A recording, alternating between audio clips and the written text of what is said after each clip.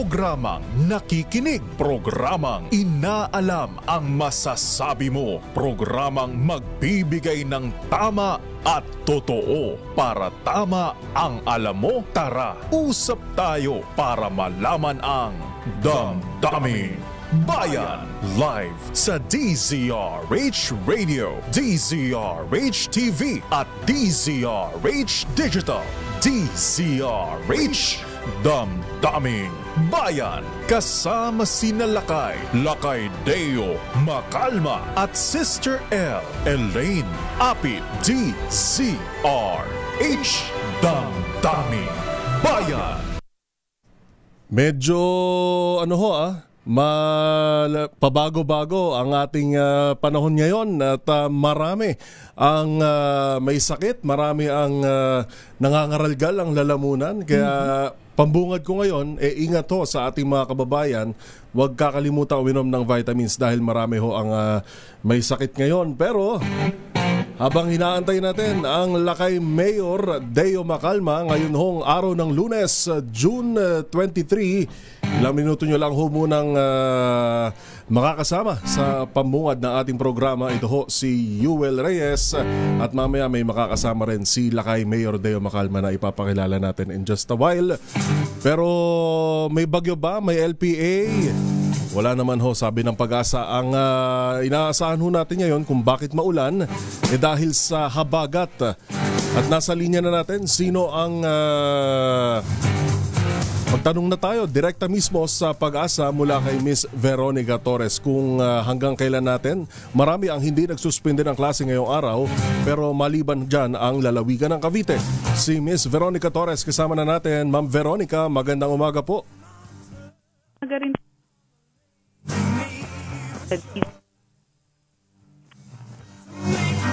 Napuputol lang ating linya kay Ma'am Veronica, pero nabanggit ko nga ngayong araw mula kinder hanggang senior high, tama, sa Cavite, wala hong pasok ngayon.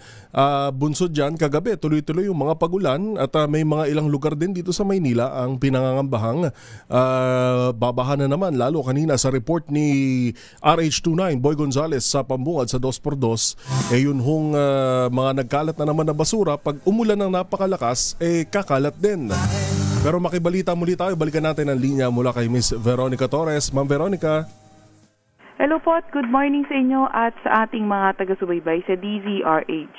Ngayong araw, habagat o southwest monsoon ang nakakaapekto sa ating bansa at ito nga ang magpapaulan sa Metro Manila, Calabarzon, Barm, Sorsogon, Davao Region, Pangasinan, Zambales, Bataan, Occidental Mindoro at Palawan. Sa nalalabing bahagi na ating bansa, mas magandang panahon ang inaasahan, ngunit may tsansa pa rin tayo ng mga localized thunderstorms. Wala naman tayong nakataas na gale warning sa kahit anong dagat baybay na ating bansa at sa kasalukuyan ay meron tayong minomonitor na bagyo sa labas ng ating Philippine Area of Responsibility. Ito ay nasa layong 2,425 kilometers. Silangan, hilagang silangan ng extreme northern Luzon. Ito ay nagtataglay ng lakas na hangin na 55 kilometers per hour malapit sa sentro at bugso na abot sa 70 kilometers per hour. Kumikilo sa direksyong hilagang kanluran sa bilis na 20 kilometers per hour. Etong bagyong ito ay kagaya nga ng nabanggit, nasa labas ng PAR at walang direktang epekto sa kahit na anong bahagi ng bansa. Wala rin naman, hindi naman natin ito nakita na napapasok sa ating Philippine Area of Responsibility. Tingnan mo na pinakahuli sa lagay na ating panahon. Mula sa Weather Forecasting Center ng Pag-asa, Veronica Torres. Alright, maraming salamat po Ma'am Veronica Torres ng DOST Pag-asa. Damdaming Bayan. At sa ilang saglit, pasadahan na natin ang mga report sa labas ng Metro loob at labas ng Metro Manila. Siyempre kasama na natin si Lakay Mayor Deo Macalma. Inyong pansamantalang nakasama, ito po si Yuel Reyes. Oras natin 8:16 ng umaga. Damdaming Bayan. Ang oras na yan ay hatid sa inyo. Sir sa Beltran ng Shell, ha? Abay, hanap nyo ako ng magandang drum, ha? Dahil bukas, grabe naman ito, ha? Baka na po abutin ng 5 piso ang oil price increase. Grabe, ha? Nakisawsaw na po yung police dog of the world. Talaga itong Amerika, di mo rin maintindihan, ano, ha? Kaysa yung nuclear sites ng Iran ng binomba, ha? Ba't hindi yung nuclear site ng Russia? Ayan, China, ayan, India o kaya saan pa, ha? Gusto sila may nuclear bomb, ha? Mahabigan ang Secretary General ng United Nations ay nababahala na nawagan na. Pati na ang Santo Papa, ayan, nawagan po ng kapayapaan, mahabigan. Kaya lang itong inaasahan sana ng mga siwa, ayan, ng kapayapaan, abay nakisali pa sa digmaan. Talaga pagka ang presidente may pagka-praning, ano? Anyway, magandang umaga Pilipinas. Ako po si Deo Makalma at welcome sa ating palatuntunang Damdaming Bayan. Abay, matraffic po dahil ayan, ngayon po ang pasukan na rin ng mga bata sa iba't ibang mga eskwelahan. Ayan, private schools. Ayan, medyo ingat-ingat po. Ayan, matraffic, konting pasensya. Naku, ang skyway talaga. Ayan ang napakahabang parking lot. Kasama na ang EDSA. Oy, tinatawagan natin. Sino ba ang direktor ng DPWH sa NCR? Direktor Malaluan, kayo pa rin ba ang direktor ng DPWH sa Metro Manila? Alam po niyo mahabigan yung southbound talaga, ang traffic. Secretary Manny Bonoan. Abay, Mr. President, Apo Lucas Ber, sabi, kalampagin mo yung mga taga DPWH. Ang bagal-bagal, abay, kung nandyan lang si Secretary Ping De Jesus, pinagalitan ng mga ito, ha? Abay, yung pong road repair mahabigan sa EDSA. Ayan. Sa may paanan lamang ng Guadalupe Bridge. Diyos ko, ang tagal-tagal nang ginagawa yan, ha? Abay, kailan matatapos yan? DPWH, sa ano ba kayo? Natutulog kayo sa pansitan, kaya grabe po mabigay yung southbound talaga pag ganitong rush hour. Abay, dapat 24/7 ang gawa niyan. Secretary Manny Bonoan. Abay, sino ba yung JK contractor yata ang gumagawa dyan? Pero dapat responsibility pa rin yan ng DPWH. Ay, nako talaga pag ganito mga opisyal natin. Wala tayong pupuntahan, mga kuya. Oy, yung nga palang nawawalang law student ng De La Salle. Yung 25 years old, ano ba nga pangalan nun, Edniel? Anthony Granada. Ayan, 26 years old, mahabigan. Yung ilang linggo nang nawawala, abay, natagpo ang patay. Natagpo ang patay po, mahabigan dun sa Naika, Cavite. Ayan. Pero dun sa initial na investigation po, mahabigan parang ang report nag-suicide nga ba? Ha? Pagkatapos yung mga nawawalang sabungero, abay, hindi lang pala 34, abay, baka daw abot ng 100. Grabe naman. Yun daw pong mga kaibigan na nawawalang sabungero, ilang taon nang nakalipas. Abay, sabi ng whistleblower po, mahabigan, tinalian ng alambre. Pagkatapos inilagay yata sa buhangin, pabigat. Pagkatapos itinapon niya sa may Taal Lake. Naku, Diyos ko po, ha? Abay, andyan pa kaya sila, ha? Diyos ko, di pinagpesta na sila ng mga tawilis, mga tilapia at mga maliputo dyan. Daming Pahira alulupit, ano, ha? Anyway, kaibigan, balikan natin ang mga reports. Sandali lamang, Edniel, unahin natin ang report mula sa Malacanang. Good morning sa mga taga Davao. Good morning, Mr. President, ha? Abay, ang dating Pangulong Digong, namamayat na raw po, kaibigan, doon sa The Hague, dinadalan sa kanyang kulungan sa ICC. Dahil ang sabi po ng Vice President Sara, ayan, siyempre iba ang pagkain doon, ha? Siyempre baka walang kanin doon. Ayan, siyempre iba ang pagkain doon pagkatapos sobrang lamig. Kaya ang dating Pangulong Digong ano po, ha? Sabi ni VP Inday Sara Duterte Carpio, nangangayayat na siya. Daming bayan. Alamin nga natin ang latest mula sa Malacanang. Ngayon nakabalik na ang Pangulong Marcos mula sa biyahe sa Japan. Ano ba ang napala natin kaya sa Japan? 4 days pala ang presidente ron, ano, ha? At mula Japan, ang Pangulong Marcos, abay pupunta ron ng Marawi ngayon. Abay, ang Marawi, napabayaan na yan, ay Mayor Mahula Gandamrakuyang, ha? Abay, mag-ready ka dyan at pupunta pala ang Pangulong Marcos. Alamin natin ang latest mula sa Malacanang, Arrest number 14. Let Narciso, please come in. Miss Let. Lakay, 4 na magkakasunod na mga aktibidad ang dadaluhan ni Pangulong Ferdinand Marcos Jr. sa Marawi City, Lanao del Sur ngayong araw. Una ay mag-i-inspection ito sa temporary learning spaces o pansamantalang mga silid-aralan na ginagamit ng mga estudyante sa barangay Sagon-Songan.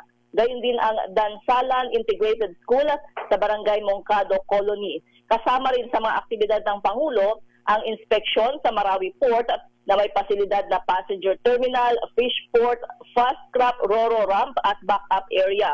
Pangungunahan din ni Pangulong Marcos ang inaugurasyon ng Marawi General Hospital.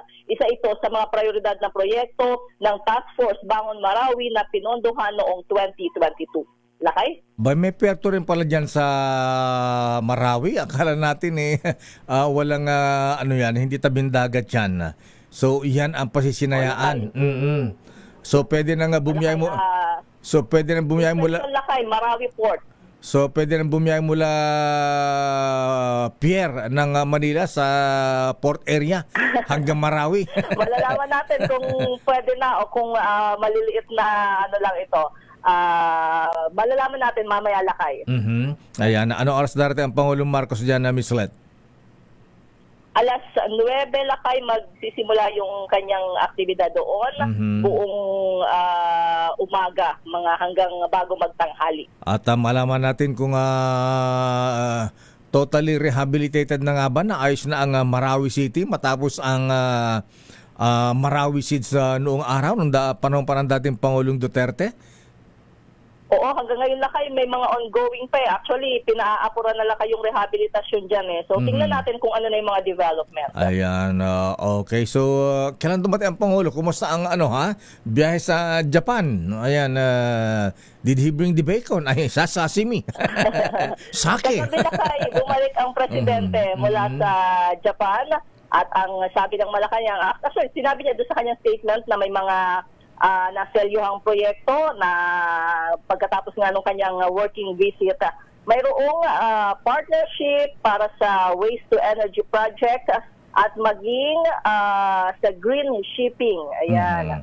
Mayroon daw, magtatayo daw ng kauna-unahang methanol dual fueled bulk carrier sa Cebu. At syempre, yung pagpapalakas ng turismo dahil isa nga yan dun sa mga tampok sa World Expo 2025. Okay. Maraming salamat, Miss Let mula sa Malacanang. Ito si Let Narciso para sa DZRH. Una sa Pilipinas, una sa Pilipino. Daming bayan. Maraming salamat, Miss Let mula sa Palasyo. Standby Department of Energy. Abay, ano ba ang plano ngayon ng Department of Energy? Magagawa ba ng paraan para maibsan ang oil price increase? Dulot ng giyera sa Middle East sa pagitan ng Iran at Israel na pinakialaman pa ng Amerika, ha? Itong si Donald Trump, imbes na payapain yung mga nanggigera, nakisawsaw pa ang walang hiya.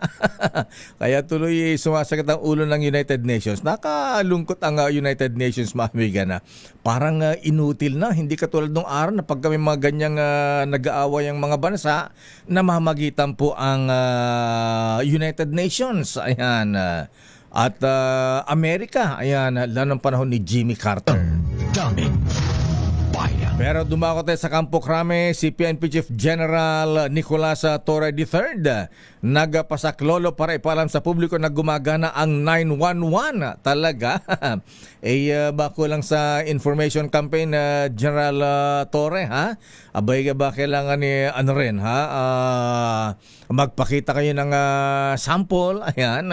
At siguro konting advertisement para malaman na ating mga kababayan.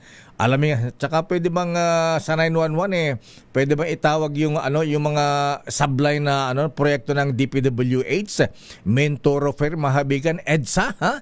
Inaabot na magit isang buwan ang pagre-repair sa kapirasong semento diyan sa may Guadalupe, ha? Tsaka bakit nag-iba ang style ng DPWH ngayon, Secretary Manny Bonoan? Abay, dami nagrereklamo mga motorista, nasisira ang gulong dahil hindi na hindi na pinapalitadan yung mga palitadahan ng semento yung mga sirang kalsada. Abay, iba na ngayon, hindi na asphalt overlay, ha? Steel overlay. Bakal, mga kaibigan, ay pinapatong. Steel plates. Saan na imbento yan? Daming bayan. Only ng Department of Public Works and Highways. Edniel Parosa, please come in. Edniel. Pag-alakay, aminado ang pagpapayang pulisya na marami pa ang hindi gumagana pa lang 911. Ayon kay PNP Chief Police General Nicholas Torre III, nagulat siya na hindi pa palabatid ng publiko na isinaayos na ng gobyerno ang emergency hotline na dati 117. Sa nasabing numero ngayon, 911, maaaring magpasaklolong isang individual na magbibiktima ng krimen o maiipit sitwasyon gaya ng sunog. Ito rin ang hotline na gamit ng pamunuan ngayon ni General Torre para ipatupad ang 5-minute response o yung mas mabilis na pagresponde, lalo na sa mga urban centers gaya ng Metro Manila. Kaya sa flag raising sa Kampukran ngayong umaga, nanawagan ng tulong ang Top Cup sa kanyang hanay, ipakalat ang mabuting balita. Pakinggan natin si General Torre. Marami ang hindi pa nakakaalam that we have effectively reorganized and recalibrated yung 911. Marami tayong mga kababayan hanggang ngayon hindi pala alam at hindi naniniwala na ang 911 ay gumagana. Please. Ayan, ang totoo dyan, Edniel, tama si Jel Torre, ha? Marami pa ang hindi naniniwala. So, kailangan magpakita ka ng prueba, General Torre, sir, ha? Ayan, so dapat maayos yan, okay? Oo, saka dapat maramdaman talaga ng publiko na once may kakilala sila na gumamit ng 911, mareresponde yan agad. Git ni Torre, dapat sanang makabisado ng PNP personnel ang kanilang bagong mantra, amistula na umanong tula. Huwag nang hanapin ng pulis sa presinto dahil sila ay nasa loob na ng mga telepono. Ito sa Edniel Parosa, nag-uulat para sa DZRH. Una sa Pilipinas, una sa Pilipino. Daming bayan. Maraming salamat, Edniel Parosa mula sa Kampukrame. Samantala, sandali lamang nasa ating linya si Assistant Director Rodela Romero ng Department of Energy, ang ng Oil Industry Management Bureau. Alamin nga natin kung ano po ang binabalak na ngayon ng Department of Energy.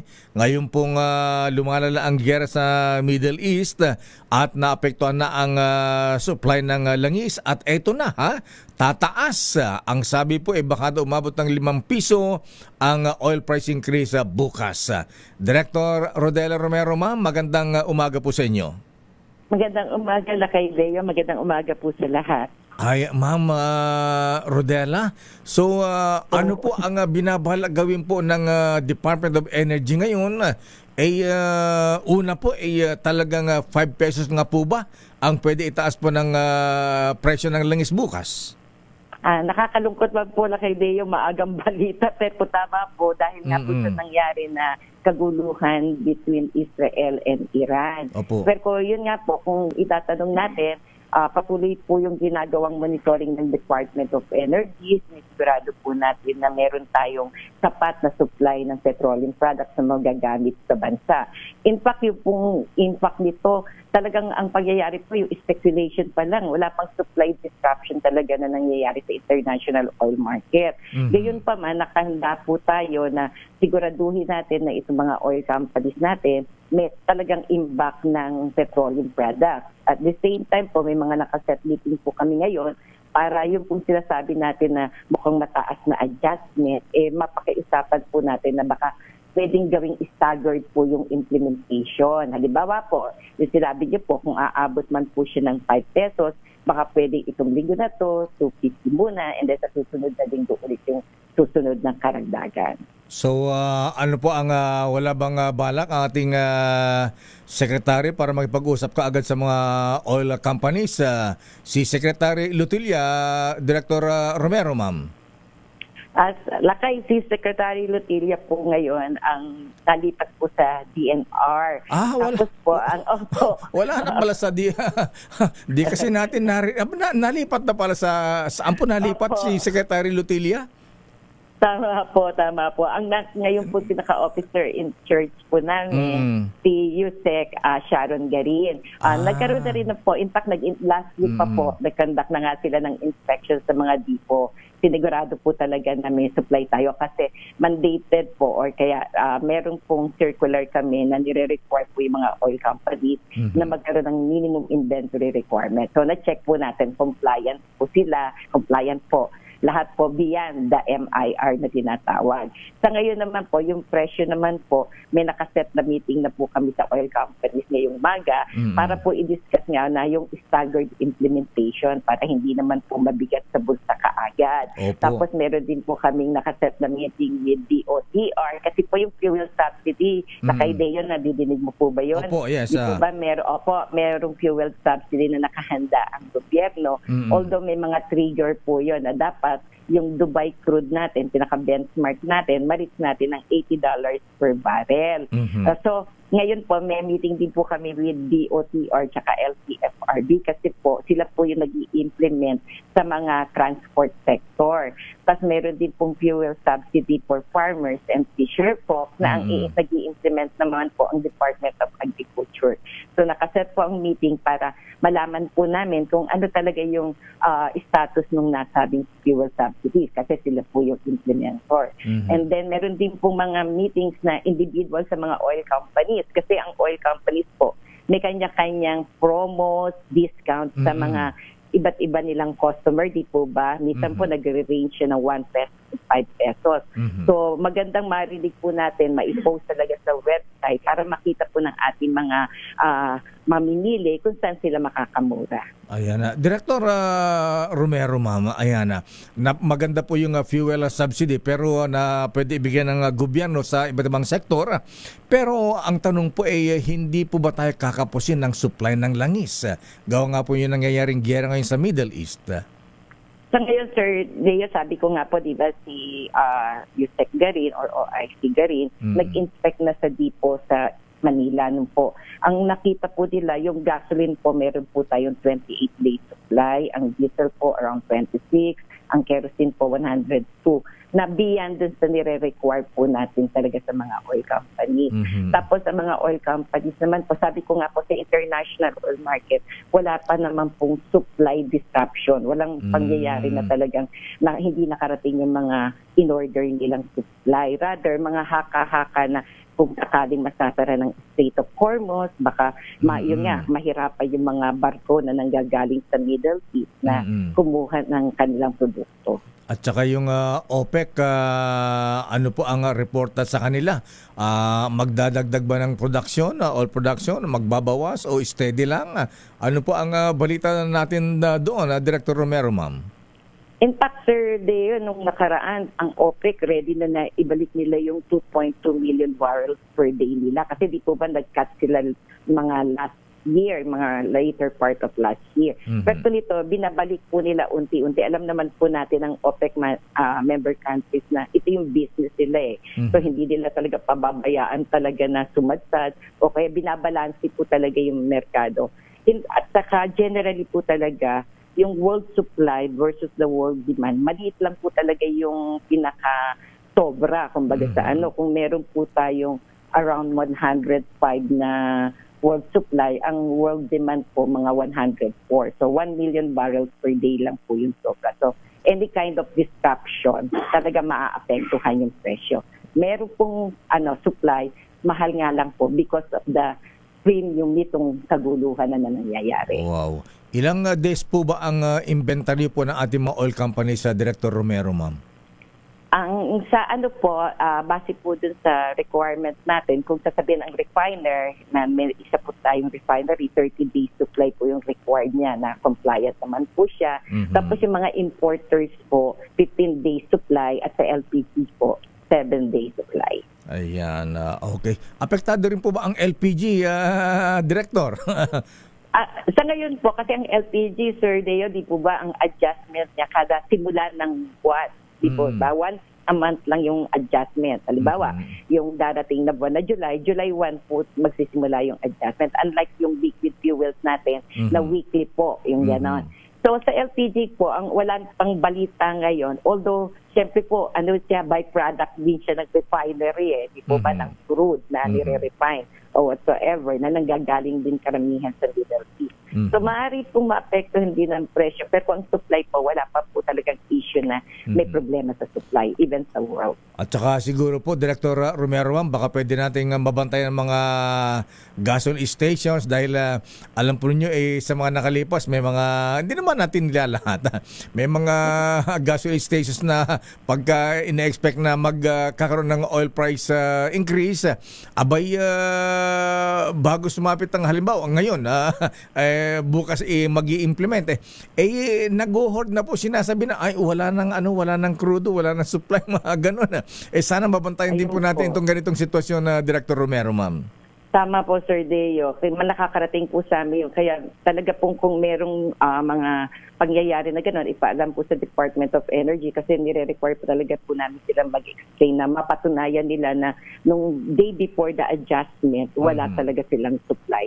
So, kinukuha po namin nila yung record ng inventory po nila. May suggestion po ba sa mga oil companies, ma'am, kung magkano ang staggered? Baka yung 5 piso, baka pwedeng kalahati lang, ayan, 250 o 2 piso lang? Yun nga po, Sir Deo, di ba sabi ko nga po, ang pinakamahal na presyo ng produkto ay yung wala kang mabili. Kasi yun talaga yun man yung sinisecure namin na may mabili tayo. Pero patuloy din po yung panawagan sa oil company. Sabi ko nga po, may meeting kami this morning, nakakausapin sila para sa staggered implementation po. So, mapag-agrihan po, kaya hindi pa po kayo makapagbigay kung talaga magkano ang adjustment. Yung moral suasion po namin, maaari po sana pakinggan ng oil company. Director Romero, ma'am, maraming salamat po sa mga paliwanag. Thank you. Good morning. Good morning, Sir Deo. Magandang umaga. Mahabigan, Assistant Director Rodel Romero ng Oil Industry Management Bureau ng Department of Energy. Daming bayan. May nakausap tayong Director Romero. Si Sharon pala ang acting secretary ngayon, Sharon Garin ang acting secretary ng Department of Energy.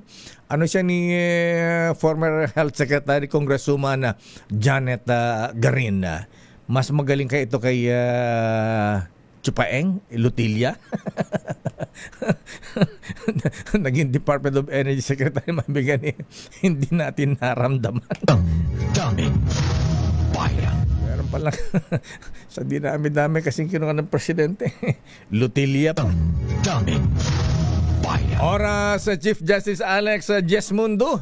Mista. Ayan, babatiin na kita, Mista General Edwin Ernie ng Sandigan 82, Oras ganap na alas 8:43.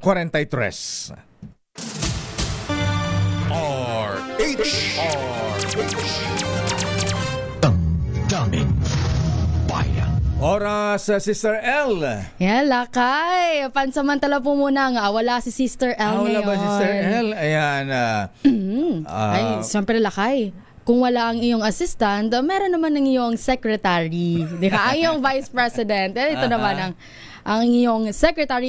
Sa pangalan po ni Sister L, Elaine Apit, ako po muna inyong mga kasama with lakay Mayor Deo Macalma. Ito po si Wina Pearl Hesoro. Maraming salamat, Wina Binauhan. Sila kay talaga. Ayan. Hesoro. Ayan. Hesoro lakay. Ayan. Pwede naman binauhan na lang para mas madali lakay.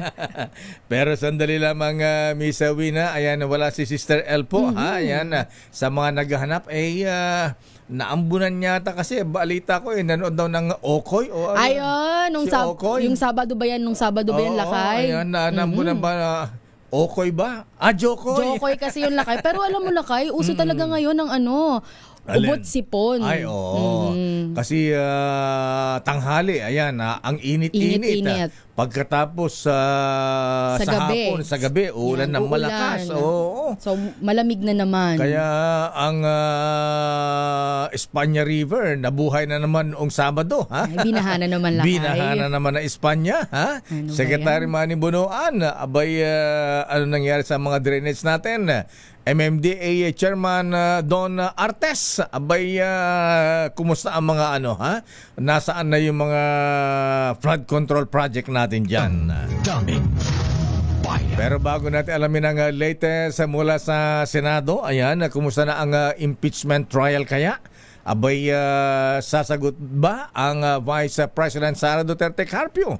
Ngayong ika-10 days yata ngayon na Miss Wina, ha?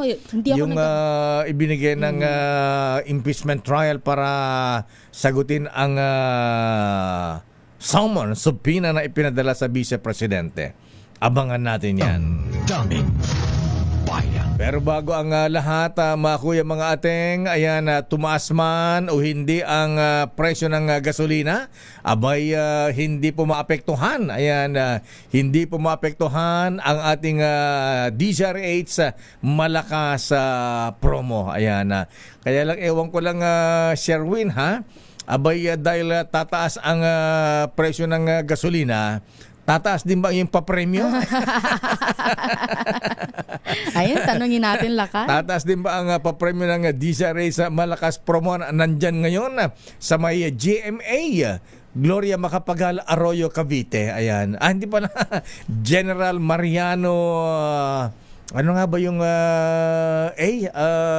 Governor John Vic, ha? Alvarez. Ayun, Alvarez. Akala ko Gloria Macapagal Arroyo. Andyan ang nino ng bayan ni Sherwin Alfaro. Dahil malakas ang kakong makinig sa DZRH, malakas ka rin sa amin. Itodo nyo na ng malakasan ang inyong radyo at makakaina ang matyempohan ng aming roving reporter na nakikinig o nanonood sa DZRH. Instant, mananalo ka ng malakasang 1,000 pesos sa DZRH Malakas Promo, hatid sa atin ang kauna-unahang radyo sa Pilipinas, DZRH. Una sa Pilipinas, una sa Pilipino. And so this is Christmas. The war is not yet over. Ayan, it's just the beginning. Naku, wag naman, ano? Ha? Talaga to si Trump talaga, praning-praning talaga, ha? Imbes na mamagitan, siya pa ang nakisawsaw dito sa away ng Israel at Iran. Malungkot dito, Miss Wina, ha? Ayan, nagbanta, nagrarally na ngayon sa Tehran ang mga Iranians, ha? At sila ay nagbantang gaganti. Ayan. Anong sabi? Everlasting revenge ba yung sabi?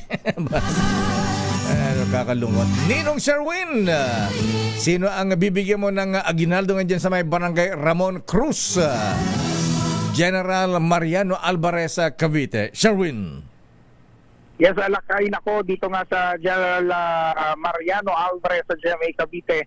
Talaga namang pagkaganda-ganda. Ganda naman ng bulaklak niya, no? Gumamela, Ganda ng bulaklak. Dapat ipadala ko sa USA at saka sa Iran. Ayan, sa United Nations. Dapat samahan mo ng puting kalapate, Sherwin. Oo, pwede. Ganda naman, ano, ha? Mga lantutay, yung mga lantutay na. Nalanta na dahil ang lakas ng ulan dito kagabi. Pero ngayon, hindi mo lang sumikat yung haring araw. Hindi pa rin gano'ng kasigla. Maambon-ambon pa rin Kaya maraming walang klase dito sa Cavite. Ay, nga pala. Ang aga. Sherwin, sino bang governor ngayon ng Cavite? Ayan, maaga pa, manang-mana kay dating governor ngayon, DILG Secretary John Vic, ha? Abay, umambon lang, suspendido ang klase ng buong Cavite. Governor. Sino nang governor nyo? Governor Atina Tolentino po. Yung anak ni Congressman Mososipol Bambol Tolentino. Siya ba ang gobernador ngayon? Anyway. Mag-anak ni dating Actually, anak ni anak ni congressman na dating mayor ng Tagaytay, Bambol Tolentino. Ni Bambol. At kayo po, kailan pa kayo nagpa-Bambol? Bambol. Lakay, kamusta ka na, Lakay? Ay, mabuti po, Kuya. Ayan, kumusta po kayo? Ano pangalan ni Kuya? Eugenio Rosal po. Eugenio Rosal Tolentino. Ayan. Kaya pala marami kayong mga bulaklak dito, Rosal ang apelido. Opo. Dapat gumamela. Sa Red Cross. Ano lang po yung apelido lang po. Si Rosa Rosal. Oo, Rosa Rosal. Pero Lakay, tignan mo naman, ang kanyang cassette player nandito naka-display sa ganda-ganda naman. At tignan mo, kita yung pagkaganda-gandang TV. Napakita ko lang Lakay yung kanilang TV. Lumigid lang ako. Dahil paradahan nun. Ayun, no? Kita ko yun, no? Ganda-ganda, Ayan, Si Kerwi, yung dati pulang-pula, Ngayon, berde-berde na. Oo. Ito bahay nyo. Kaya magulang ko po sa Lakay. Ganun po ba? May oswaryo dito, Lakay. May altar. Ganda naman. Altar po nandito ang inyong magulang. Ito ang religion po namin, Buddhism. Buddhist. Buddhist po kayo. Po kami mula sa Catholic to Buddhism po. Mga Chinese kayo. Hindi naman po. Bakit kayo na... Bakit kayo nag-convert sa Buddhism, Kuya Eugenio? Ano lang po yung ibig sabihin kagustuhan ang daw po namin. Okay. Sabagay, meron tayong freedom of religion, ika nga. Pag umaga, kinakausap na rin. Opo. Nag-check po kami every morning, every evening. Ayun, kasi Lakay sa Budismo, yung kanilang mga ninuno, kanilang kinakausap at ito yung pinaka-altar nila. Opo. Ilang Buddha ang nandyan, Sherwin? Opo. May ilang Buddha ang nakikita mo dyan? May Buddha ba dyan? Wala silang Buddha? Wala. Buddhism Nakasarili po namin yung kalooban po namin. Okay, Kuya. Basta kung, dahil nahihilig pala ka sa DZRH, bigyan mo ka agad ng Premier Sherwin. Ano pa, sir? Mula po nung pagkabata ko. Mula pa kay Jota Rook. Kay Ma'am Milky Rigunan. Kabisado lahat. Kabisado mo lahat. Mula pa kay Rick Radam. Chadeli. Maraming salamat na kayo. Ay, welcome po, Kuya. Ayan, Merry Christmas. Siyempre, dahil malamig ang panahon. Vitamin E. Ayan. Maraming salamat po, Lakay. Wala pa. Ka, Emperador. Napakasarap. Kailangan mo yan, Kuya, malamig ang panahon, ha? Ayan, 3 kutsarita lang. Terno na DZRH Grocery. Number 1 Kalakay. Maraming salamat, Kuya. Sip-sip. Ayan. Meron din yan na imbag na bigas. Okay, salamat po, Lakay. Welcome po. Ayan. Medyo basa ngayon sa labas. Kailangan ikaw magpalit ng t-shirt, ha? Ito ang DZRH uniform. Salamat na kayo. Magagamit ko to sa pagbiyahe ko sa araw-araw. Kasi lang kayo nga pala nagtatricycle. Opo. Pumapasada ko sa tricycle. Ayan. Sige, Kuya. Ipagyabang mo yan sa mga katropa sa Toda. Ayan, Okay, salamat po, Lakay. Welcome, Kuya. Ayan. Maganda umaga po. Ayan, pwede ka na hindi pumasada ngayon. Boundary ka na ngayon. Opo, Lakay. Salamat po. Okay, Kuya Eugene. Salamat po. Mabuhay po kayo. Salamat din po kay Sherwin Alfaro. Ayan, yan po ang ninong ng bayan. Mantakay mo, Lakay. Sa pagtatanong natin kanina, talagang siya yung bumida na nakikinig palagi ng DZRH para patunayan na nakikinig sa DZRH. Pinatunayan niya kanilang radyo, dinala kami sa kanyang bahay na naka-tune in nga sa DZRH at pati yung kanyang TV. Wow. Sobrang lito. Ayan, ganda ng bulaklak na, Kuya. Simula pala tayo ng promo sa TV. Salamat po, Lakay. Welcome po, Kuya. Mabuhay po kayo. Ingat-ingat. Ayan. At syempre sa mga nais manalo ng 1,000 pesos laki na butang sa DZRH, baka kayo nang susunod dating winner sa DZRH Malacash promo. RH number 6, Sherwin Alfaro, DZRH. Babati ka daw? Lakay, babati po ako sa iyo, Lakay. Sige po. Kamusta na? Napakagwapo mo sa personal. Ikaw din pala yung shout out laki kala may pambabatiin. Yan ang Ako naman narin sa number 6, Sir Wade Batal para Teaser H, una sa Pilipinas, una sa Pilipino. Aba, talagang bidang-bida yung emperador niya. Ayan, yan ang gusto kasi Kuya Eugene Rosales, ha? Ayan, masyado kang prangka, ha?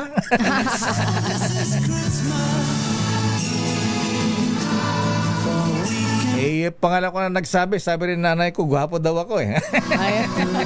Wala namang duda Lakay. Totoo naman talaga yun. Sip-sip ka rin, ha?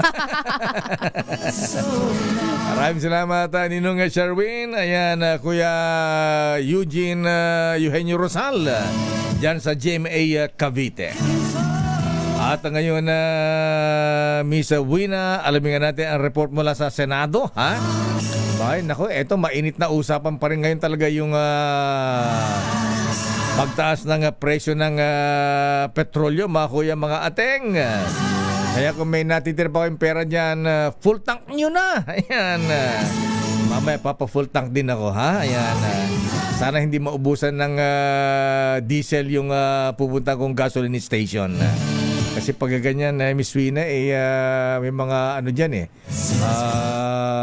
loko ring may mga gas station. Pagka ano yung tataas, ha? Diesel halimbawa, sir, wala tayo naubusan tayo ng stock ng diesel eh. Pero kinabukasan, ayan, ang dami-dami. Ayan. Pamamahagi naman ng fuel subsidy dapat walang delay. Sino may sabi niya na Raymond? Sinong senador yan? Aris number 28, Raymond Adpaas, please come in. Mayor, dapat ay walang delay sa pamamahagi ng fuel subsidy para sa mga public utility vehicles o PU drivers dahil sa nakaambang pagtaas ng presyo ng produkto ng petrolyo.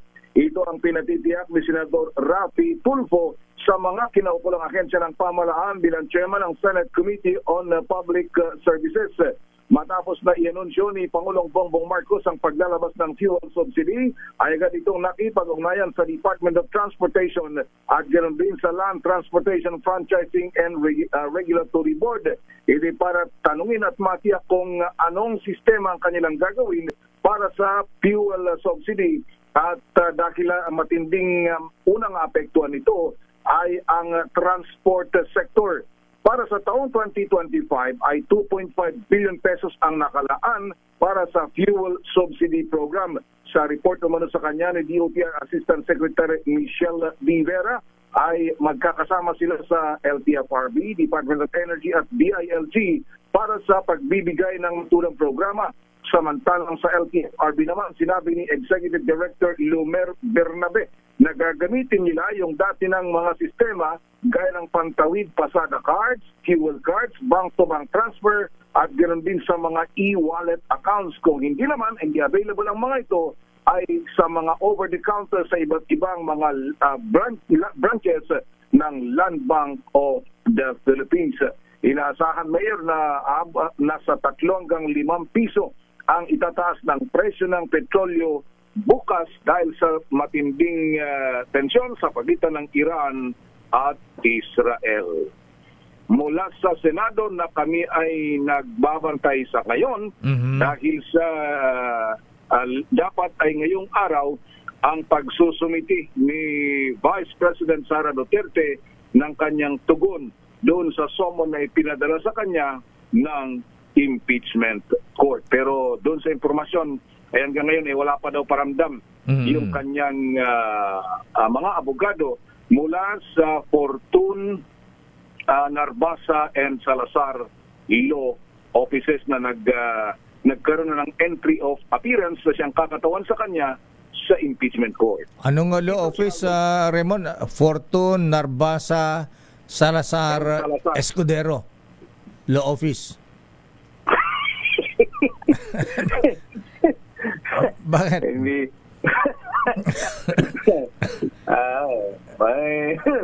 Baka hiwalay na appearance yun. Hiwalay na appearance.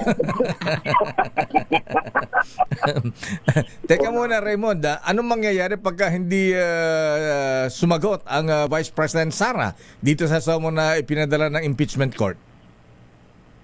ang pagkakabanggit ay para bang para kumbaga sa larong basketball default.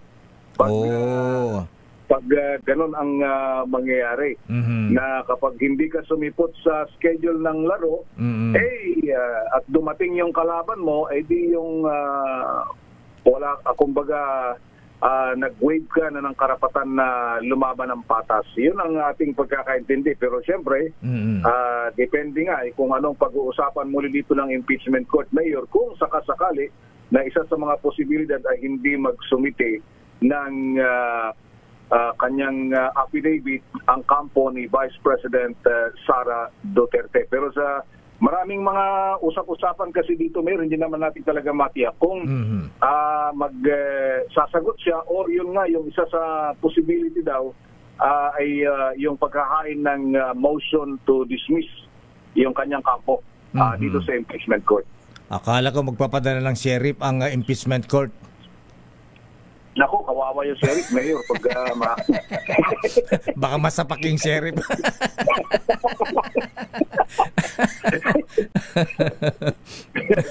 Baka magkaroon ng part 2 ng sapakan blues ng sheriff. Pero yun yung kaya ngayong umaga sabi, narinig natin dito sa usapan, baka within this morning, pero as of now ay wala pa kung totoo nga, kasi actually ang pang 10 days kasi, Mayor, nung Sabado. So wala namang talagang Sabado pa. June 21. Pero ngayon, kaya pumatak ng Monday, ini-expect nila na ngayon magkahain ng kanyang sagot itong si VP Sara sa pagitan ng kanyang mga abogado. Doon ay pinadalang summons sa kanya nung unang nag-convene ang impeachment court. Okay nga, Rod. Palagay ko, nag-re-ready na ang depensa Raymond. Kasi si Mr. Attorney Siegfried Fortun hindi naglaro dun sa hindi naglaro ng golf dun sa golf tournament ng PMA Sandigan 82. Ayan. Mukhang busy sa paghahanda sa impeachment, Mr. President Mike Laurel. Ayan. Dito kasi siya ang lead counsel ng depensa, di ba? Attorney Sig Fortun. Siya yung pangunahin dito sa grupong ito. 16 lawyers yung nakalista, Mayor, kasi yung siyang nangunguna doon. Itong si Attorney Siegfried Fortun at yung iba pa nilang mga lawyers doon sa kanilang law office na Fortun, Arbasa and Salazar Law Office. Okay nga, Rod. Mula sa Senado, ito sa RH 28, Raymond Advance para sa DZRH, mula sa Pilipinas, una sa Pilipino. Daming bayan. Maraming salamat, Raymond Advance mula sa Senado. Ayan, Mr. Attorney Sig Fortun. Miss na miss ka na raw ni Mr. General Edwin Ernie ng PMA Sandigan 82. Daming bayan. Babalikan natin lang pang mga reports. Pero Miss Wina, bati mo natin ng happy birthday. Sino may birthday ngayon? Ayan, happy birthday po sa ating dating DOLE Secretary Bebot Bello III. Birthday pa ni former secretary. Ayan, alam mo, naging Labor Secretary, Justice Secretary. Parang inikot na lakay, no? Oo, ayan, naging congressman, naging MECO chairman, ayan, ang kulang na lang daw sa kanya, senador . Aya po, Bebot, naragsang nga palang kasangaya po, ha? Binabati ka ni Director Rolly Francia. Ayan. At binabati ko rin mga brethren, ha, mga nobilities ng Shriners, ha. Mabuhay Shriners. Ayan, batiin ninyo, ha. Birthday ni Idol. Ayan, si Kuyang Mayor Noble Milbert Oliveras ng Cabinti, Laguna. Ala ba tayo dyan, Mayor Milbert? Happy birthday din kay Noble Eduardo Meclata Jr. Happy birthday, Noble Sir. At sino pa ang Kuyang Jun Kikoy, ha? Abay, birthday din pala ni Kuyang Jun Kikoy ng Land Bank of the Philippines. Daming bayan. Babalikan natin lang pang mga reports at sandali lamang, Justice Sam Martires. Alam niyo po, hindi po ako mahilig makichismis.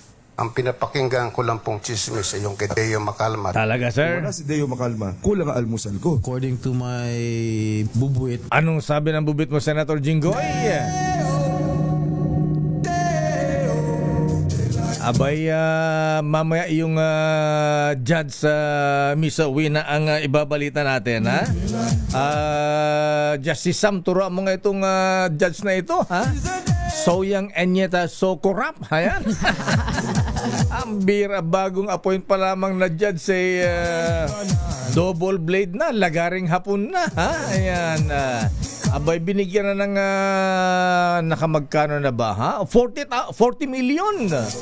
Hindi pa nagkasya, hindi pa nakontento, ha? Babalikan natin yan, pero happy birthday muna kay Engineer Jerry Kajana Dastas. Ayan, Antonis. Aba, ba't Antonis ang apelyedo, ha? Ayan, abay, birthday din pala, ha? Binabati ni Ninong Erica Dastas. Ayan. Oh, good morning, Mr. Gerald Edwin Ernie, ha?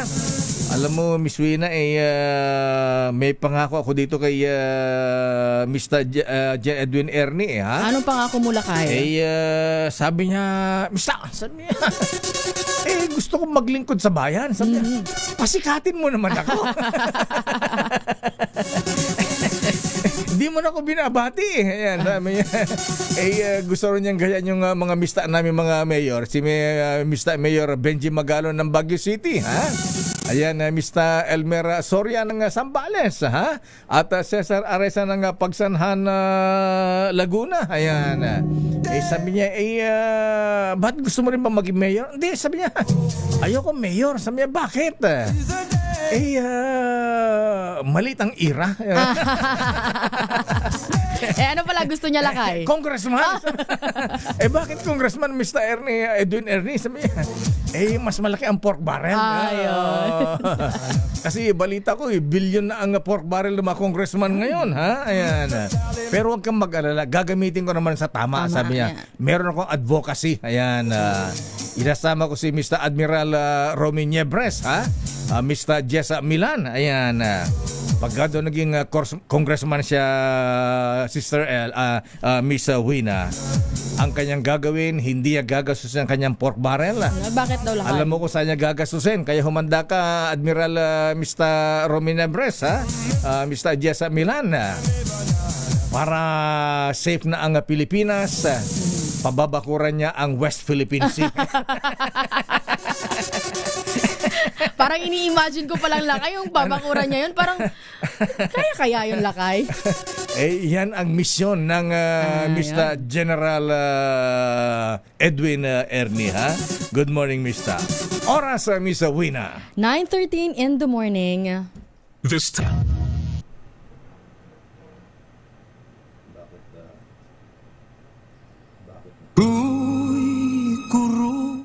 Hindi yan Ayan, nasa na yung isa, ha? Ayan, naku, nawala Miss Wina, ha? Ayan, akala ko yan yung kanta ni Julio, ha? Nasa na yung To All the Girls I Have Loved Before. Ayan. Iba naman yan Dila-ila naman yan ayaw ni Senator Congresswoman Laila Dila yan. Ayan, habang hindi nakita yung To All the Girls I've Loved Before het, ha? Ayan, nandiyan ba yung ha? Kasi talagang kakaiba ngayon na Miss Wina, ha? Ang dating Pangulong Digong, ayan, iki mga het, ayan, andyan na ba? Ayan, sige, take it away. Para maganda yung intro natin. Ayan, ayan na. Ayun, nadali mo. To all the girls I've loved before,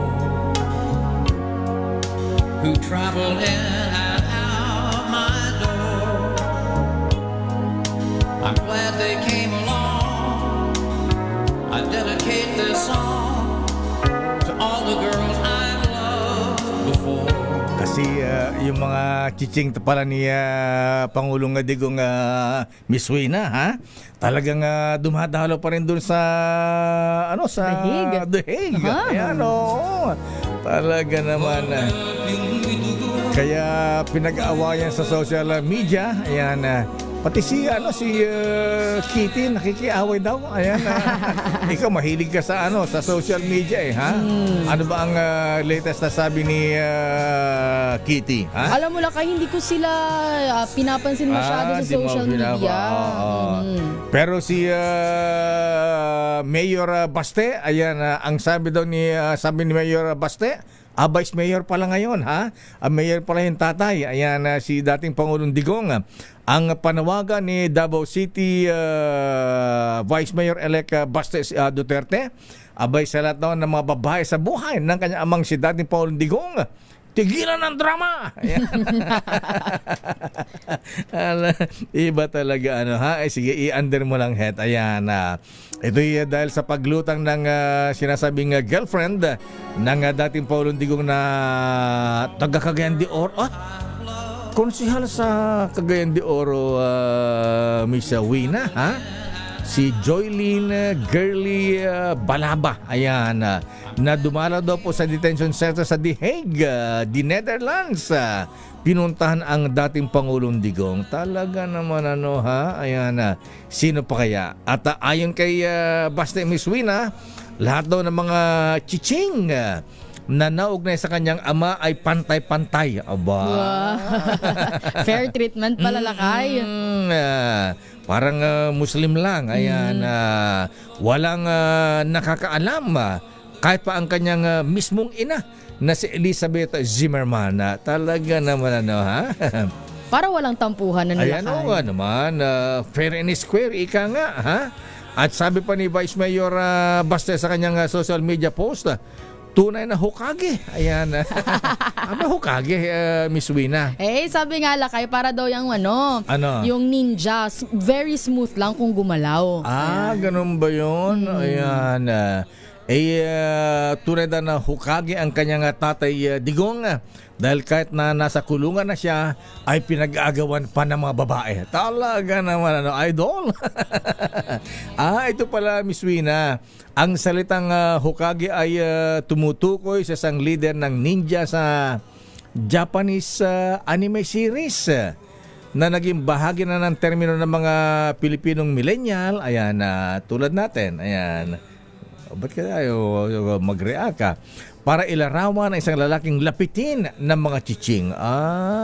Akala ko Hokage ay maestro. Ayan, guru. Ayan, master. Ayan, talaga. Pero ang dating Pangulong Digong pala? Sabi ni Inday namamayat doon sa kulungan. Siyempre, sa The Hague yan, Miss Wina, wala yatang kanin doon Ayan, wala yatang kanin doon, tsaka malamig. Ayan, malamig ang panahon. Tumingin ka sa akin. Ayan, hindi ka tumitingin. Ayan, kaya ayun, nangayayat, mukhang hindi pa gamay yung klima sa The Netherlands. The owner is dead or alive. Hindi, Dong. Ayan, kumusta kayo, Mr. President? Ayan, yung bang dumadalo sa inyo dyan, Mr. President, ay nagdadala ba ng chicken sandwich? Mga kaibigan, baka diretso na ako sa kulungan. At hingin ko lang sa inyo, bumisita kayo sa akin. Magdala lang kayo ng chicken sandwich. Ayan, chicken sandwich ang dapat dalhin kay dating Pangulong Digong. Nakita ko na, Lakay, yung sinasabi mong kay kay Kitty. Ayan, kasi pala, Lakay, yung ex-staff ni Digong ay nagpanggap palang jowa. Sino doon?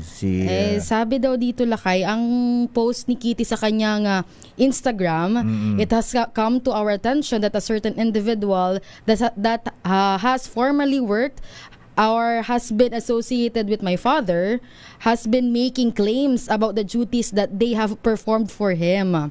Some of the details even include trying to act as his partner in order to gain access and visit him to get information to be used for some unkind purpose. Talaga ha? Iba talaga ang dating Pangulong Digong ha? Ayan, parang pagka nangako parang Edgar Mortis lang. My pledge of love broken. Iba ang karisma talaga ng dating Pangulong Digong. Ang idol mo, kuyang Konsyal Ferdy Vergara, ha? Kay Digong mo talaga, ha? Sabi ni Basti, nasa kulungan na pinag-aagawan pa ng kanyang mga chiching. Pero happy birthday muna kay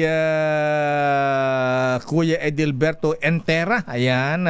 Abay, binabati ni Manong Joe Fontanilla ng Antipolo. Abay, napaaga daw dahil ngayon ang birthday niya. Pero kahapon daw ang celebration. Abay, nagpainom na siya ng Emperador Light. Ayan. Happy birthday din kay Nanay Nora Pascual. At kay Kagawad Ryan Baguio from Kaloy Pascual the Junior. Sandali lamang, Val Gonzales, sa iyong report. Hindi po ako mahilig makichismis. Ang pinapakinggan ko lang pong chismis ay yung kay Deo Macalma. Makinig ka, Val, dahil palagi ako kilala mo itong si Judge. Dahil matagal ka nang nagko-cover sa Quezon City, ha? At para sa mga gods of Padre Faura, ayan, na nag-aabang din sa ating balita, ayan, alam niyo ba, mahabig na talagang malupit ang isang judge na humingi na ng malaking halaga sa nagdemanda, doon sa idinimanda, at humingi pa ulit. Ayan. Ayon sa ating bubit sa mga nakasubaybay sa ating espesyal na balita tungkol kay Judge. Di ba may magkapatid na nag-away, Miss Wina, ha? Si Kuya at saka si Bunso. Ayan. Parehong Chinoy businessman. Ayan. Talaga pagkapera ang pinagtalunan, talagang walang kapakapatid. Nagkademandahan pa. Ayan. At ayon na sa ating bubit sa gusto ni Kuya na manalo sa kaso, abay ayon na sa ating bubit, abay nagbigay ba o hiningan? Ayan. Anyway, pwedeng vice versa, pero in short tinanggap ni Judge. Ayan. Si Kuya nagbigay ng 10 million na Miss Wina. Oo. Siyempre, alam mo naman, sabi ng isa, Kuya mo, bigyan ng 10 million, ha? Paano yan, ha? Sabi ni Bunso, dadagdagan ko yan. So, kung nagbigay si Kuya ng 10 million, abay si Bunso, ha? Na ayaw din matalo sa kaso, nagbigay ng 15 million, Miss Wina. Ay, pataas ang palalakay. Highest bidder po, Justice Maidas Marquez, ha? At ayon na pa sa ating bubit, hindi nagtatapos dyan, Miss Teya, ha? Abay, nung nagbigay ng 15 million yung Bunso, yung dinimanda ng falsification of public documents, abay, binalikan si Kuya. Yung kapatid mo, nagbigay ng 15 million. Sige po, dadagdagan, papantayan ko yan. Nagbigay ulit ng 15 million na Miss Wina, ha? Ay. Di 30 million na yan, plus 10, 40 million, ha? Pagkatapos, di nagbigay si Kuya ng 15 million. Abay, ito ngayon, kinausap din itong si Bunso na naman. Si Kuya mo, bigay ulit ng 15 million. Ayan. Ayon na sa ating bubit, Miss Wina, ayan na, Justice Martires, nakahalata na yung kampo nitong si Bunso. Ayan. Usap-usap sila ng kanyang abogado. Teka muna, niloloko na tayo ni Judge, nilalaro na tayo. Ayan. Ayaw nang magbigay, Miss Wina. Ayan. Si Bunso, lakay. Si Bunso, ayan. Kasi naka 15 million na siya, ha? Yung kanyang kuya, 25 million na. Ayan. Tapos hinihingan siya ulit. Pero ayon na sa ating bubit, Miss Wina, Justice last week, ayan, Abay, umaasa pa si Judge. Ayan. Na mag-aabot si Bunso. Ayan. Nadadagdagan pa ni Bunso. Oo. Nagkaroon ng hearing last week, Miss Wina. Ha? Abay, naghihintay si Judge. Ha? Naghihintay si Judge ng alimony. Ayan. Kaya lang yung napagkasunod na tama na niloloko na tayo ni Judge. Nilalaro na tayo. Abay, hintay na hintay si Judge hanggang alas 9. Walang dumating na grasya, Miss Wina. Na disgrasya. Tuloy. At ayon na sa ating bubita Justice Sam, alam mo, napikon si Judge, nagalit. Kasi nilabigyan. Siguro pinaasa. Sige po, magbuting kami. Ayan. 8 o'clock yung hearing. Ayan. Wala pang dumadating. Umabot na ng 9 o'clock. Wala pa rin. Kaya simulan na ang hearing. Pagkatapos after ng hearing, Miss Wina, nagalit si Judge. Ayan. Ang sabi dun sa abogado ni Bunso, alam ko na ang binabalak ninyo. Ayan. Ang sabi ni Judge, kahit na pumunta pa kayo ng Supreme Court, kahit pumunta pa kayo ng Court of Appeals, haharangin ko yan. Ay, parang binantaan. Anong lakay?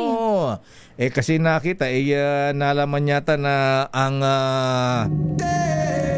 ang company Bunso ay magpa-file ng certiorari ba yun? Ano ba yung mga o ano ba yung motion sana ng company Bunso alaban dito kay Judge. Nagalit pa. Ayan. Mukhang maraming padrino si Judge sa Court of Appeals o sa Supreme Court. Ha? Kaya nagbanta pa. Ayan. Kaya lang, sabi nung company Bunso, ayan, na isang Chinese businessman, ilaban na lang sa kaso. Ayan, oo. At ang gagawin ngayon na Miss Wina, dahil nagpakita na ng bias si Judge. Hindi siya nakapag-deliver. Ayan, kitang-kita na ang killing dun sa kanyang kapatid. Abay, baka mag-petition na lamang na mag-inhibit si Judge dun sa kaso. Ayan. Kasi bias na, parang impeachment court lang yan. Kita na yung bias, di ba? Kaya lang ang di natin na maintindihan dito. Grabe naman si Judge. Abay, siguro maintindihan pa natin kung dun sa kabilang side lang tumanggap ha? Magkabilaan, lagaring hapon. Ang bira naman itong Judge na ito.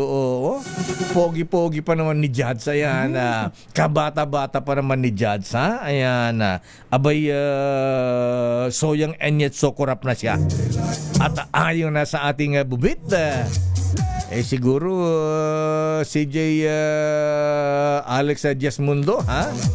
Yung mga ganitong klase ng abogado o judge ang dapat pinapadisbar, ha? Nakakasira po ito sa magandang imahe ng judiciary, ha? At ayon na sa ating bubit, ang judge na tumanggap na ng 40 million sa magkabilang litigants, ayan, abay, hindi pa nakontento, nagpapadagdag pa ay si Judge. Taga QC ito, Val, kaya ba kilala mo ito, ha? Ang nasabing Judge ay si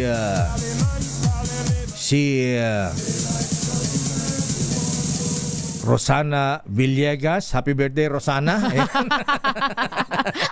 Ako na kayo, nakaano na ako dito kumakapit na ako ba? Kala ko yun na.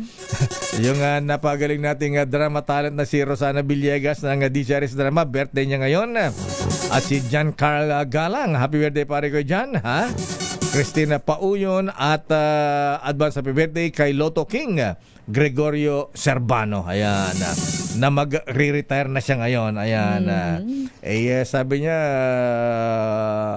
boss, sabi niya, ngayong pa-retire na ako, di man ako pwedeng sitahin ngayon. Ayan. Kahit magdamag kong magiinom na emperador. Wala nga siya ngayon, lakay eh. Sabi ko na nga ba. Pero may sakit daw, lakay. Ganun ba? Baka nasobrahan eh. Ayan. May Monday sickness ito eh. Kaya sabi ko, pagka humingi ng emperador, sabi ko, walang yaka. Sabi ko, di mo sinusunod ang payo ng emperador. Ano ba na kayo payo ng emperador? Payo ng emperador ni bossing Winston Koha at Ninong Andrew Tan, ha? Drink responsibly. Ayan.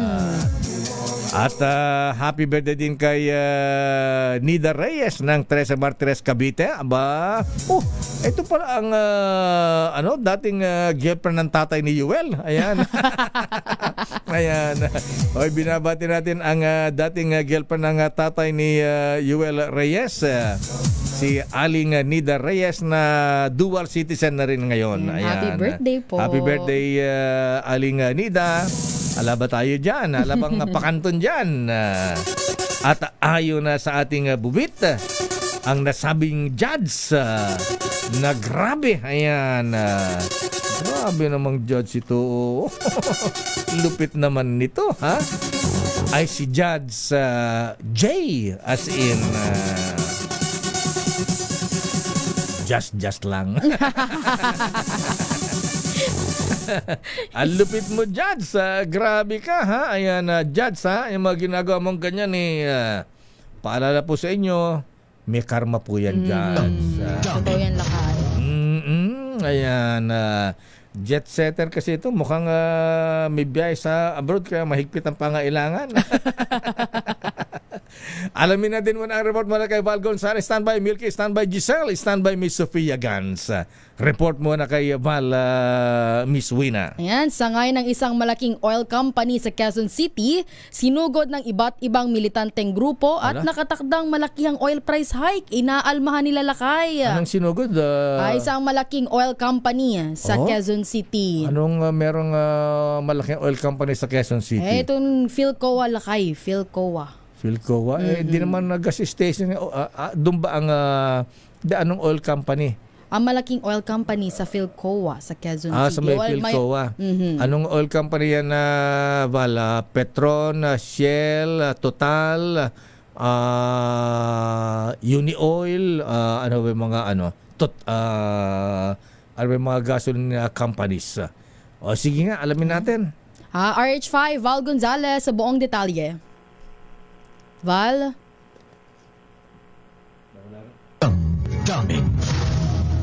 Wala na si Val. Babalikan natin si Val Gonzalez, manang Milky Rigunan, Giselle Ricafort at Sofia Gans. Ito mas malupit yung balita natin bukas, Miss Nina. Ano yan, lakay? Abay, isang opisyal. Ayan. Naihi. Ayan, oo. Ba't naihila kay? Tinutukan ng kalibre 45 ng isang kontraktor. Ay, ayan. Kahit naman siguro ako lang kay, maiihi din ako niyan. Paano kasi? Ayan, ito official may project kay kontraktor. Abay, humingi ng cash advance. 27 million. Laki. Oo. Pagkatapos, natalo pa sa kontrata. Milan Cruiser pa. Kaya galit na galit yung kontraktor. Ayan, bukas na yan. Bukas yan, lakay. Oras, Miss Wina. 9:40 in the morning. Ang oras na yan. Oras, Miss Wina. 9:46 in the morning. Eto na. Eto na ang mga kapatid natin, mga jeepney drivers.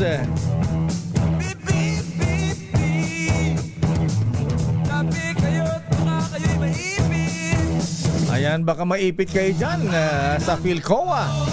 At nandyan si Val Gonzalez, Miss Wina. Yan, sangay ng isang malaking oil company sa Philcoa sa Quezon City, sinugod ho ng iba't ibang militanteng grupo at nakatangdang malakihang oil price hike. Kanila hong inaalmahan. Ang buong detalye sa report ni RH5 Val Gonzalez. Val?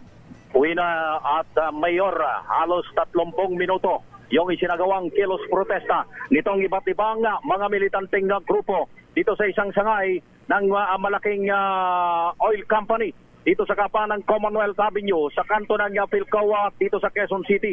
Ito ay upang tutulan ang nakaambang pagtataas sa presyo ng petrolyo sa araw ng bukas. Ginigit na nitong mga militanteng grupong nito ang tuluyang pagtanggal ng gobyerno sa value added tax at maging ang excise tax sa mga produktong petrolyo.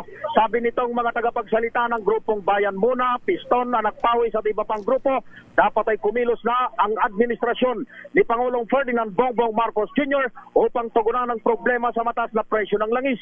Kailangan anila ng agarang aksyon upang magbigay ng tunay na ginhawa sa mamamayan na patuloy na naghihirap dahil sa mataas na presyo at mataas na gastusin. Nananawagan din itong mga ito sa Kongreso na bigyang prioridad ng mga panukalang batas na naglalayong mabawasan ang presyo ng langis. Kabilang anila sa mga ito ang pagtatanggal ng excise tax at VAT sa mga produktong petrolyo. Sabi ng grupo, panahon na para ibasura ang pahirap na oil deregulation law. Ang protesta ay sinasagawa nitong grupo kasabay ng nakatakdang pagtataas ng presyo ng langis dahil sa nangyayaring tensyon o sa gitna ng silangan. At itong pagtataas ng langis na ito ay mangyayari sa alas 6 sa araw ng bukas.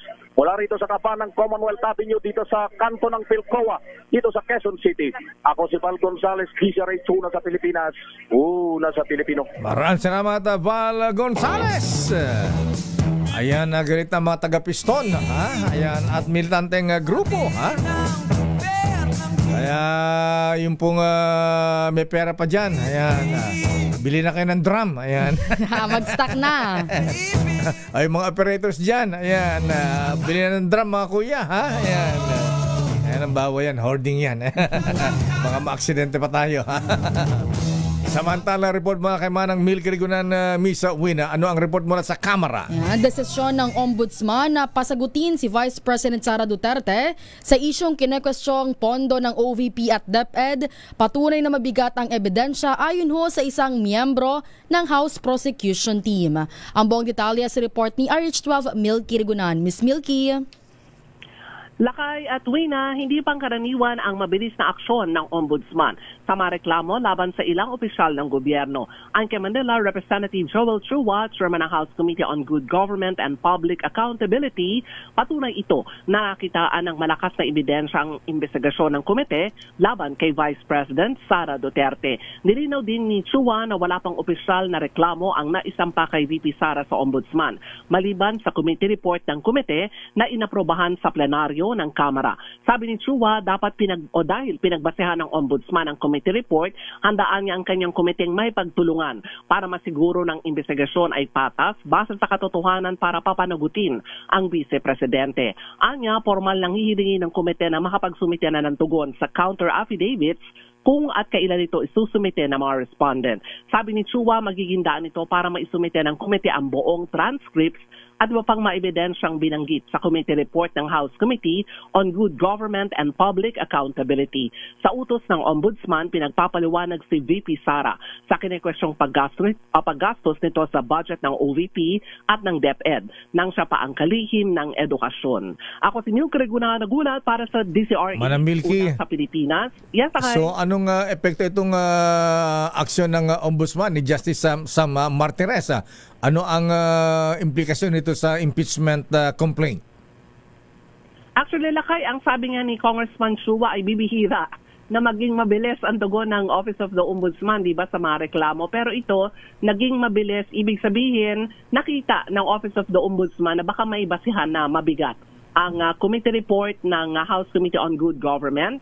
Kaya susumite ng reply itong si Vice President Sara Duterte. Pagdating naman sa implikasyon nito sa impeachment trial, malamang may bigat din, Lakay, dahil iba rin ang kumbaga ay aksyon ng Office of the Ombudsman dahil ito yung ahensya na talagang tumitingin sa uri ng katiwalian na gaganap sa ilang mga ahensya ng pamahalaan. Kung pinagpapaliwanag na ombudsman si Vice President Sara Duterte Carpio Manang Milky, paano kung sumagot ang VP Sara?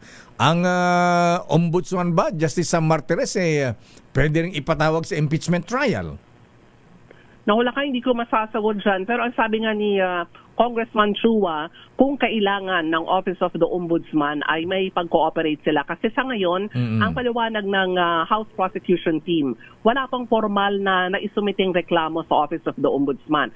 Ang naisumite lang nila lakay final committee report sa plenary. Pero ito daw ang ginawang basehan ng Office of the Ombudsman para isamon itong si VP Sara na sagutin yung maalagasyon ng House Committee on Good Government. Kaya ang sabi niya, ito ay isang mabigat na ebidensya, ibig sabihin ay patunay na may mabigat na ebidensya at may pagtulungan sila lakay sa Office of the Ombudsman. Okay nga Rod, maraming salamat Manang Milky.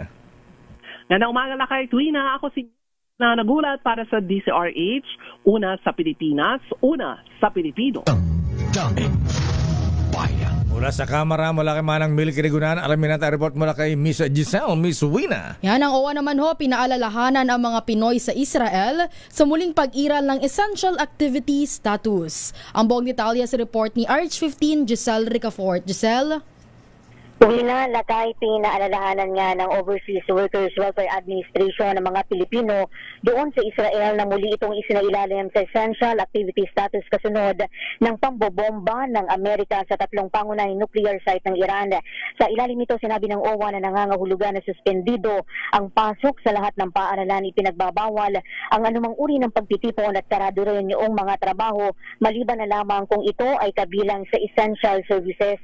Pinapayuhan ng lahat ang lahat ng ating mga kababayan sa Israel na manatili sa kanilang mga tahanan at laging maging handa na pumasok doon sa mga bomb shelter o mamad kung sakaling may missile alert.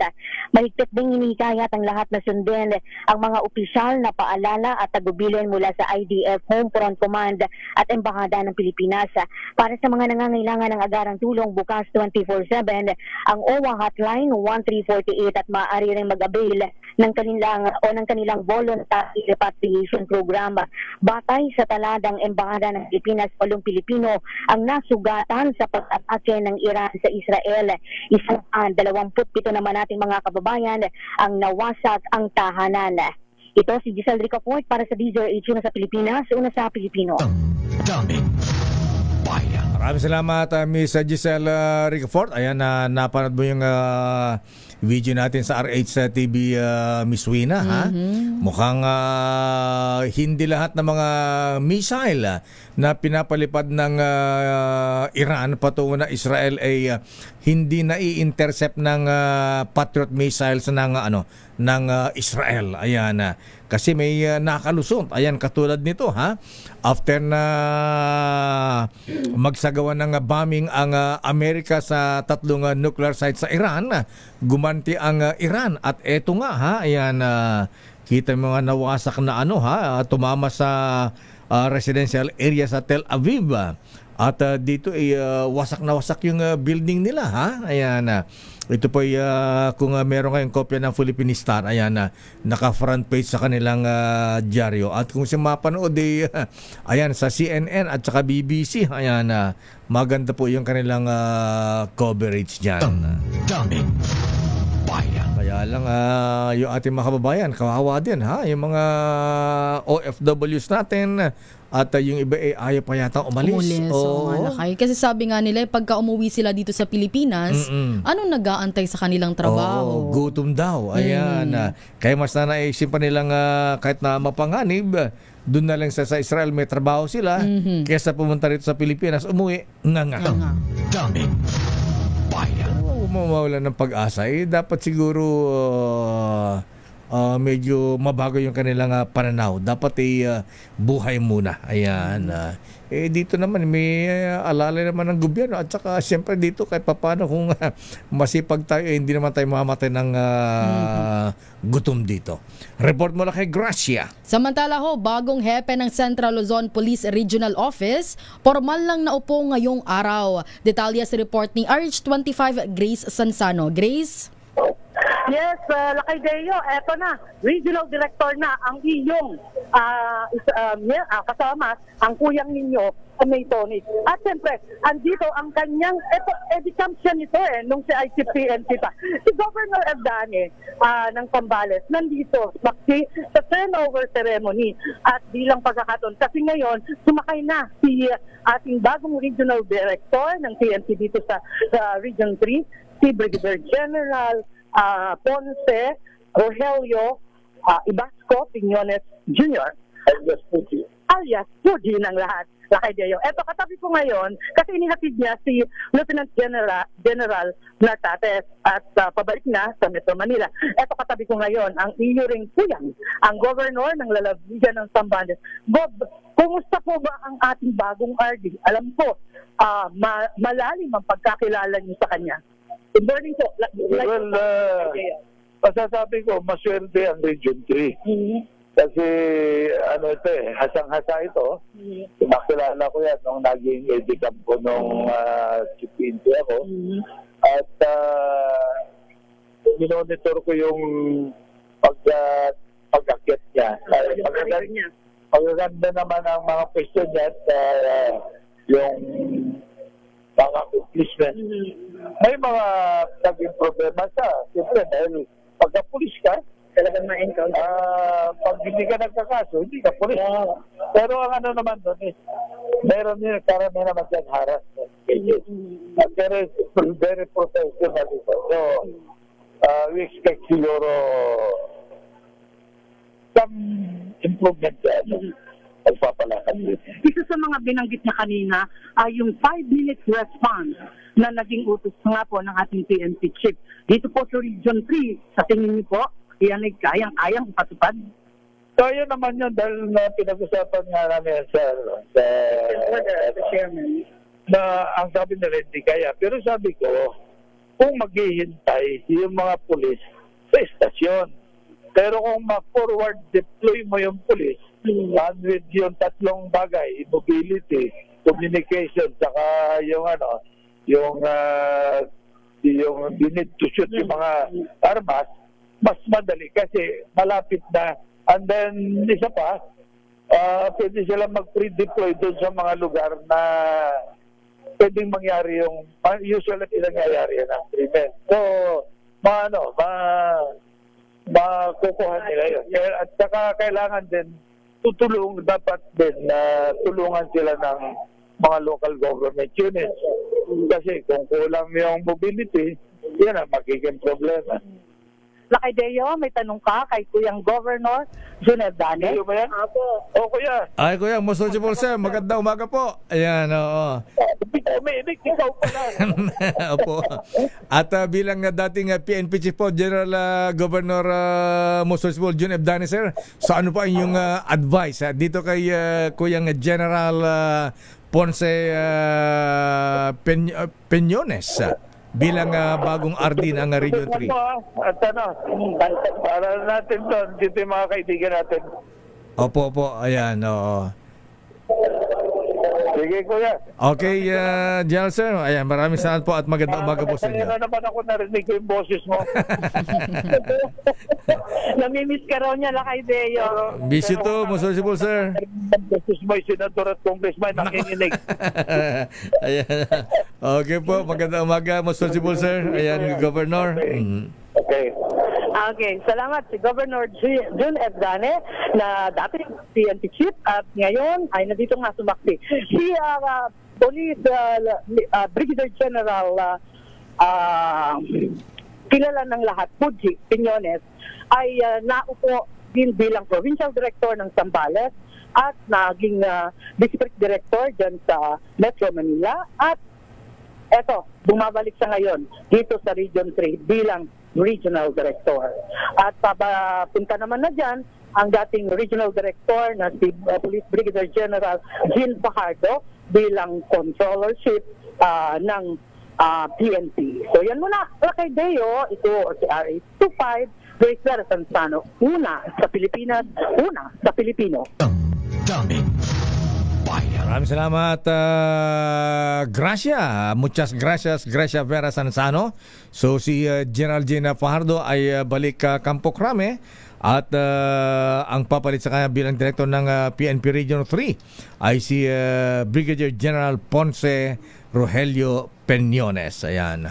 Congratulations, most visible sir, very visible sir, General Peñones. At sa ating Your Business is Our Business, Miss Wina. Your business is our business. Pero teka muna, i-rectify natin yung sinabi ni Kuya Eugenio, yung Rosal, ayan. Ang sabi ko na nga ba ayan, alam ko ang nanalong governor ng Cavite ay Remulla din. Abeng Remulla Lakay. Ayan, anak ba ito ni Secretary John Bico? Secretary anak ni Boying. Ayan, Secretary Boying Lakay. Pero ngayon Lakay, ang nakaupo pa yung si Tolentino. Parang hindi Atina. pa sila, ayan, Atina Tolentino. Oo nga pala, kasi ang turnover pa sa June 30. Ayan, oo. June 30, 12:01. Noon. O nga ayan ang yung incumbent si Atina Tolentino, yan ay anak naman ni dating congressman, Philippine Sports Commission Chairman Bambol Tolentino at Mayor ng Tagaytay City. Your business is our business. Pero Sofia, ang sabi ni Chairman Altenco ng PAGCOR, para daw masugpo ang lumalalang kaso ng illegal na online gaming sa ating bansa at maprotektahan ang mga manlalaro laban dito, ay inilunsad ng PAGCOR ang PAGCOR Guarantee website. Maaaring i-check ng publiko sa nasabing website kung lisensyado ba at lehitimo isang online gaming site bago sila maglaro o magbayad. Regular na ina-update ang website at may direktang link ito sa mga lisensyadong gaming platform. At ayon kay PAGCOR Chairman and CEO Alejandro Tenco, matutulungan nito ang publiko na makaiwas sa panlilinlang habang pinoprotektahan ang kanilang karapatan bilang manlalaro. At para sa karagdagang impormasyon, abay puntahan lang ang kanilang website www.pagcor.ph/PAGCOR Guarantee. Your business is our business. Ano ang report ni Miss Sofia Gan sa ating Your Business is Our Business, Wina? At sa ating balitang negosyo, Chairman ng Philippine Veterans Bank nagretiro na. Oh. Ayan. Si Boss Bobby Ocampo? Yan. Ang buong detalye si report ni Sofia Gan. Sofia. Nagretiro na bilang chairman ng Veterans Bank si dating Finance Secretary Roberto F. De Ocampo matapos ang 12 taon ng panunungkulan. Unang naging chair at CEO si De Ocampo sa pag-uutos ng Bangko Sentral ng Pilipinas at Department of Finance dahil sa paniniwalang kaya nitong pasiglahin at ireforma ang Veterans Bank. Sa kanyang panunungkulan, pinangunahan ni De Ocampo ang mga komprehensibong reforma na nagpabago sa governance structure ng bangko. Kabilang dito ang pagpapalit at pagpapalakas sa Board of Directors, maging ang pagmodernisa sa policy frameworks at management systems. Sa kanyang pagtatapos, iiwan ni De Ocampo ang Veterans Bank na may record profit sa unang pagkakataon sa kasaysayan nito. Samantala, nagsara ang palitan ng piso kontra dolyar noong June 20 sa halagang 57.327 pesos kada US dollar. At iyan ang ating balita sa mundo ng negosyo. Your business is our business. Ito si Sofia Gans para sa DZRH, una sa Pilipinas, una sa Pilipino. Your business is our business. Maraming salamat Miss Sofia Gans at nako, eto yung dollar mo, Miss Wina, ha? Itago mo muna at mukhang tataas pa ang palitan. Oo. Kakalungkot naman. At swerte yung mga tumatanggap ng dollar. Ayan, oo. Ikaw ba, di ka ba tumatanggap ng dollar sa abroad? Wala ako niyan, Lakay. Ganun ba? Kala ko may boyfriend kang OFW. Wala, Lakay. Philippine peso lang ang aking natatanggap, Lakay. Ba yan? Baka naman yan. O kaya English pound. Ayan. O kaya euro. Ha? Ayan. Ay, good morning, bossing Michael is my guy. Magkano kaya aabot ba ng 58 ang palitan? Naku, wag naman po, ha? Abay, umabot na ng 57 Miss Wina, ha? Taas na lakay.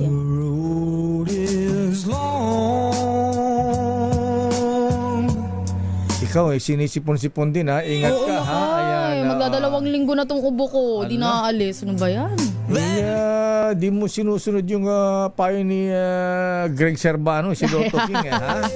Ayan, isang shot ng emperador. Ay, makahingi nga lakay ng emperador. Tapos patakan mo ng kalamansi. Ayun. Get well soon, Sister L.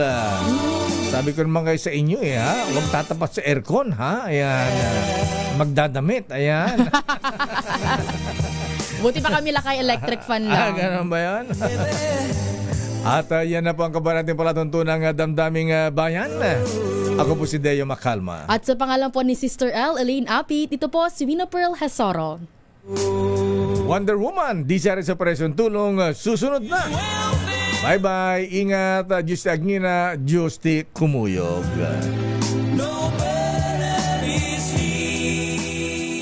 This time